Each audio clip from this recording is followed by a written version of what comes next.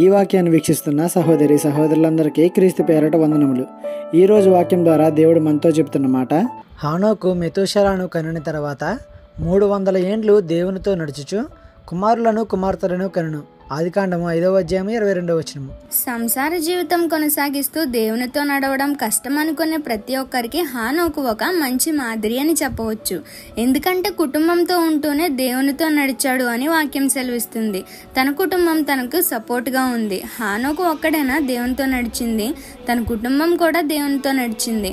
తన కుటుంబం తనకు సహకరించింది కాబట్టే దేవునితో నడుస్తూ కొనిపోబడేంత భక్తిని చేయగలిగాడు.